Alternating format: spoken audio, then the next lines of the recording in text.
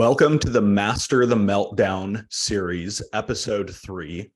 Today, you're going to learn 7 tips to sell to CFOs in 2023 and get paid despite a tough economy. Now, 48%, we've reviewed this number in the last couple videos. That's how many B2B tech salespeople hit their number last year. Okay, and the more important question is, how committed are you to creating more sales success for yourself in 2023 and beyond, even if last year was a tough year for you? Now, in the first couple videos of this free Master the Meltdown series, you learned how to build buying urgency through 4 word-for-word questions that build pain. And you also learned the ultimate recession-proof demo framework. Remember, we called that the favorite framework. Okay, so that's what we've covered so far.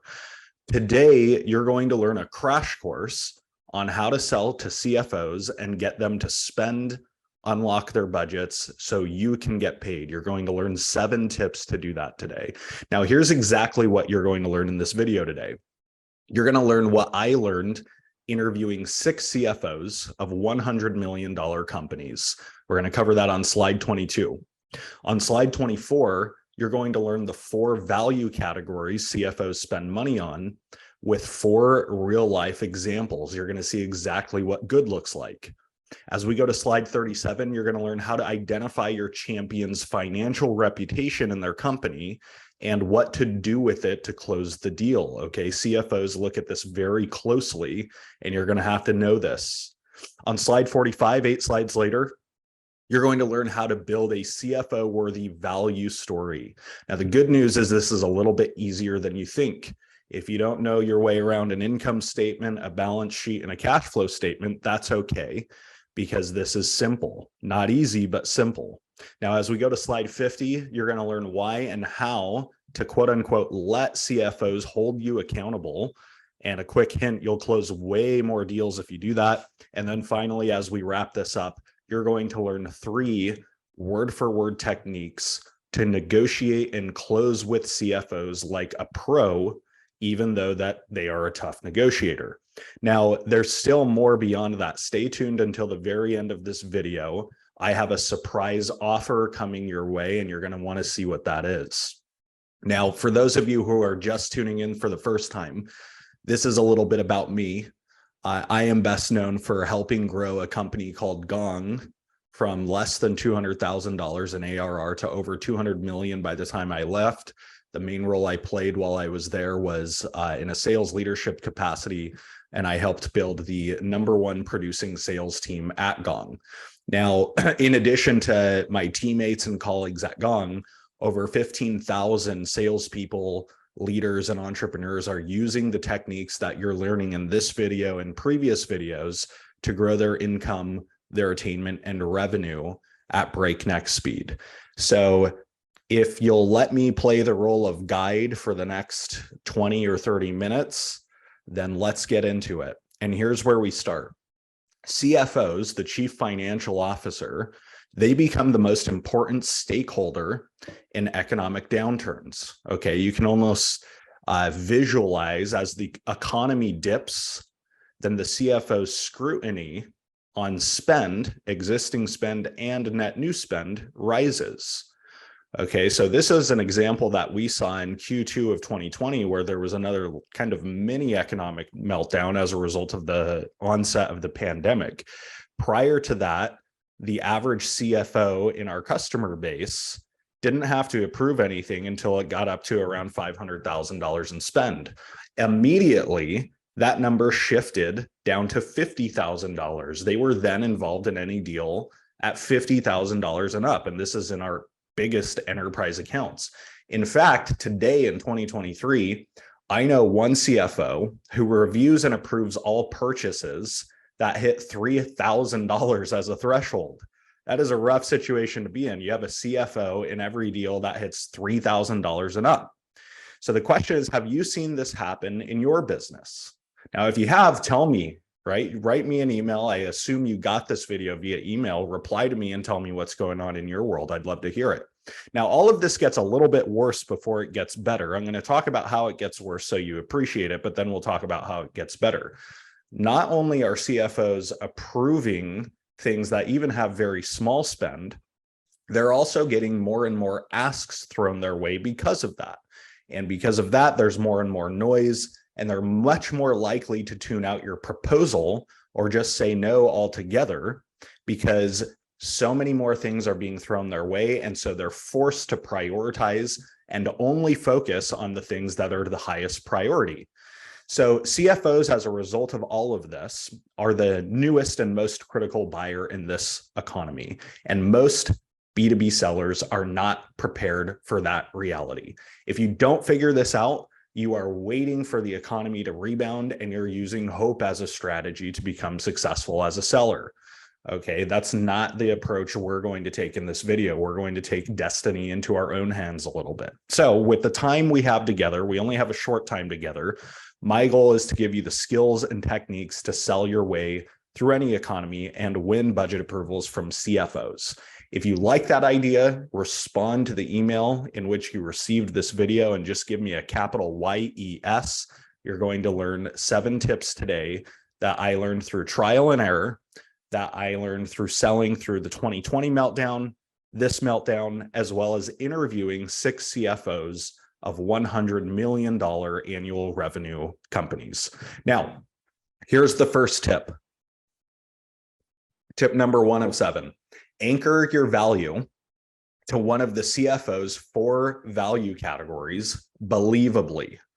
Okay, anchor your value to one of the 4 value categories. There are 4 that resonate most with CFOs. And here they are. Number 1 is reduce cost without sacrificing too much. Number 2 is maximize productivity, which essentially means getting more from the same spend. Number 3, and this is a big one, grow revenue efficiently. We've gone from grow revenue at all costs to grow revenue efficiently. And it can't be a fuzzy stretch, and I'll talk about what that means. And the 4th and final one is mitigate risk, compliance, regulatory, legal, etc. Now, ideally, the way you're addressing one of these also has to align with what's in the C-suite's priorities, right? We just talked a few slides ago where CFOs are getting a ton thrown at them. And so just because your proposal aligns with one of those 4 categories doesn't mean it's even going to get on the CFO's radar. They have so many things being thrown at them right now. So you've got to do your best to climb up the priority slide. Avoid trying to put out small fires, even though they seem like obvious wins, and go for the raging forest fire. Right? John McMahon has this great analogy in his book, The Qualified Sales Leader, where the chief information officer of a customer of his shared an analogy where he said, I think of myself as a forest ranger. My goal is to eliminate the largest bodies of fire throughout hundreds and hundreds of acres of land. If there's a small little fire burning somewhere, I'm probably just going to let it burn so that I can go focus on the raging, monstrous forest fires. And so you've got to do your best to go find those raging, monstrous forest fires, especially in this economy. Now, with that said, I want to give you a few examples of companies that are positioning themselves well to sell to the CFO because they're addressing one of those 4 value categories. The first one is a company called Marketer Hire. Okay, Marketer Hire is a company that allows marketers to go find pre-vetted freelance marketers, right? Creative people, content marketers, even CMOs on demand. You can get great marketing freelancers for less than a full-time employee, right? That's their value prop. And it's really appealing to CFOs right now, not just CMOs, but CFOs, because it is high quality, but also reduced cost, right? If you look at their website, their cost is far less than an in-house hire. The failure rate is low, and there are no termination fees. The reason this is so appealing to a CFO is the marketing team can get what they need in terms of marketing labor, but the CFO is not putting permanent cost on their P&L, their profit and loss, otherwise known as the income statement. Okay, when you hire people, those are permanent or semi-permanent, overhead that goes onto your P&L. And so Marketer Hire is tapping into cost reduction in a really powerful way I don't know exactly what they're doing, but word on the street is they shot up to $50 million in annual revenue in just a couple years. And this is one of the reasons CFOs are more than willing to approve spend on something like this, because the value proposition to them is so attractive from a cost reduction standpoint without having to sacrifice any quality. So that's a great example for the cost reduction. Now let's go over to value category number 2, maximize productivity. Okay, get more from the same spend. So Rippling is a company that positions themselves really well for this. If you go over to Rippling's website, they have an entire suite of products for the entire back office of a business. Right over here, you've got HR products and you've got a bunch of them. You've got IT products and you've got a bunch of them, and you've got finance products and you've got a bunch of them. And the reason that's appealing to a chief financial officer is they get more bang for their buck, right? They get to replace several point solution technologies with one comprehensive technology or one vendor that provides a lot of related technologies, which makes everything more cost effective. Okay, so this is an example of maximizing productivity. You're going from a fractured tech stack, a bunch of different point solutions, to a single comprehensive vendor that takes care of a bunch of these different tools and is far more cost effective as a result. Now let's talk about the third category, improving revenue efficiency. I'm going to use both pclub.io and Quota Signal as examples here, right? So this is actually one of the most dangerous value categories to try to get right, improving revenue efficiency, because almost everybody is trying to do that. And so you've got to do it in a way that resonates, that's unique, and that doesn't feel like a stretch. Now, one of the reasons pclub.io is blowing up like it is because we are speaking about improving top line in a way that resonates strongly with companies right now. We're not just saying grow revenue. We're saying sell your way through an economic meltdown. Let us teach you how. Now, the internal conversations that are happening among the chief revenue officers, the CFOs, et cetera, is our salespeople are struggling to sell in this economy. And so when they're exposed to a message like this, right, the exact obstacle that's keeping them from growing top line, it resonates. We are entering the conversations that are in their boardroom and that are in their C-suite. And so if you're going to pull off improve revenue efficiency, you've got to do the same thing. You've got to enter the boardroom conversation without being there. You've got to deliver a message that aligns with that. Now, Quota Signal, we're doing the same thing. Right? So we're talking about revenue efficiency in the sense of mishiring salespeople. Now, the message we were using about a year ago was totally different than this one. We were saying, grow your sales organization incredibly fast without sacrificing your bar for talent, without a bunch of mishires. That message worked well in 2021.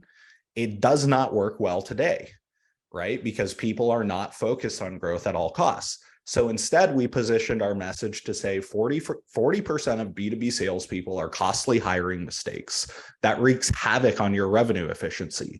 Any C-suite executive is going to nod his or her head. And then we start to spell it out. Inconsistent revenue hiring devastates your revenue plan and your financial efficiency. You get unacceptable revenue losses. These salespeople who are mishires don't close deals they should. It's an expensive cash and time drain, and it skyrockets your customer acquisition costs and unit economics, right? These are the types of topics that are going on in boardrooms and C-suite conversations. Now, the last value category is maintain compliance, right? Regulatory, legal, et cetera.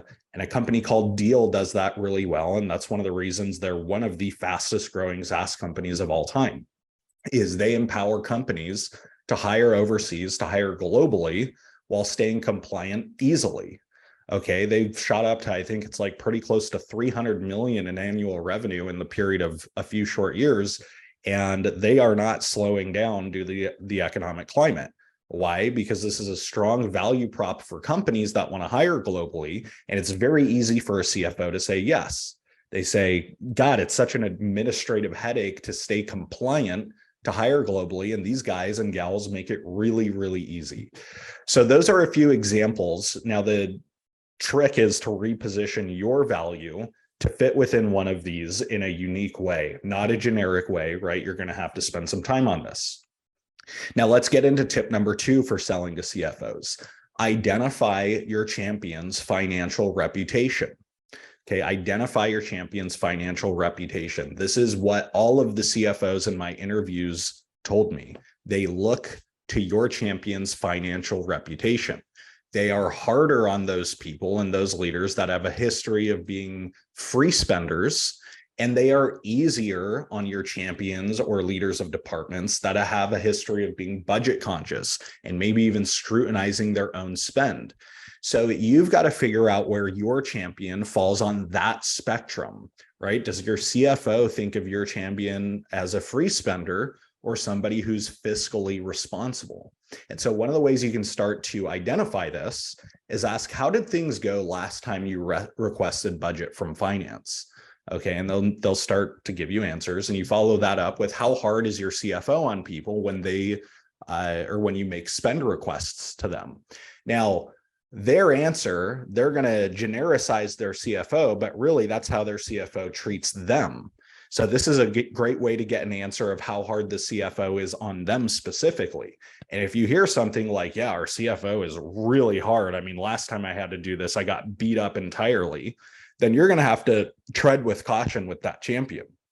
I'm not saying abandon them, but you are really going to have to make sure they are selling internally in a bulletproof fashion by equipping them with a champion deck, coaching them, and we'll talk about what some of that looks like. So your champion's financial reputation inside their own company will tell you how to navigate your deal strategy. And so one of the things you want to do is try to rate the strength of your champion's financial reputation on a scale of 1 to 10, right? This is not a bad forecast review question to start asking to get a sense of where risk is when it comes to getting deals approved through the CFO. Okay, tip number 3 in selling to CFOs, build a CFO-worthy value story. Now, this is a little bit easier, I shouldn't say easier, more simple than you might think, right? If you don't know what your way around an income statement, a balance sheet, a cash flow statement, first of all, it's worth doing that, but you don't have to. Now, here's what's hard about selling to CFOs is you almost never get access to them directly. You'll have to empower your champion to sell on your behalf. And what the CFO looks for from your champion in a value story is 3 things, right? This is not as complicated as it seems, but you have to do your homework, and so does your champion. Number 1, a clear definition of the problem you're trying to solve. And is it detailed? Is it unique, or is it generic? Avoid generic. Number 2, a clear analysis of the root cause of that problem, right? You have to put that forward, because if you don't, there are so many different ways you could go about solving it. And then number 3, a clear articulation of the desired outcome, right? Every CFO said they wanted to see these 3 things. It's not just about ROI for them. It's about these 3 things, because that tells them the champion has done their homework. They all said if they didn't have very crisp points of view on these 3 elements, and they went and asked the CFO for money, those conversations tended to fall apart pretty quickly. Okay, so your goal is to build those elements into a champion deck. Do not rely on your champion to do this his or herself. You sell your product and you understand the problem space far more than your champion does, and so make sure you are coaching them. Tip number 4, create an action plan with milestones and success measurements. Okay, so CFOs want to be able to hold you, the vendor, and the champion accountable. Okay, they want to be able to hold you accountable to this project being successful. And so when you put together a mutual action plan that has timelines, that has events and accountable parties, this gives CFOs peace of mind that you will not become their mortal enemy, which is unproductive spend. This is the biggest thing they are worried about when it comes to buying new technology, services, etc. Is this thing going to get used and create value in our business. And so when you put together a mutual action plan that says, hello, Mr. or Mrs. CFO, here's exactly what we're going to do over the next 12 months to make sure this project is successful, you have just almost eliminated one of their biggest fears of spending money. And so your action item, and I would suggest you do this with one of your deals, is create a spreadsheet with events, with dates, with accountable parties, and success measurements, and detail your action plan for the next year, assuming your customer moves forward with this project. That'll give the CFO incredible peace of mind. Tip number 5, do not make it hard for the CFO to say yes. Okay, so avoid these unless the situation screams for it. Number 1, if you're a new vendor, avoid multi-year agreements. Okay, I know I'm going to get a lot of pushback on that, but CFOs don't want to hear it when it comes to an unproven vendor right now. They all told me that. Number 2, obnoxious payment terms. Don't be the stickler that says, we are not going to turn on the service until you've paid, unless you are in a big time cash crunch. Number 3, obnoxious legal terms. That looks a little bit different for each business. And then number 4, don't send PDFs of your MSA over to a CFO or to the legal team if you haven't already gotten through legal review. You might not think that's a big deal, but they view that as presumptuous, right? They're perceiving that as, oh, you don't think you have to go through a legal review with us. Nice try. So always send your MSAs over through Word to start, right? Make it easy for them. So what I'm not suggesting is to be fearful, right? I'm not saying never ask for those things. Don't ask for what you want. Give, concede. But what I am saying is don't be obnoxious and don't be greedy. Okay, make it easy to do business with. Don't be afraid to ask for what you want, but be willing to give up some nice to have things such as multi-year agreements and some of those other things that we mentioned. Okay, tip number 6, we're getting into negotiating now. Do not negotiate line by line, and do not negotiate before price is the last thing. Okay, so let's talk about the first one. Do not negotiate individual items that can be negotiated, price or otherwise, until all of the asks are on the table.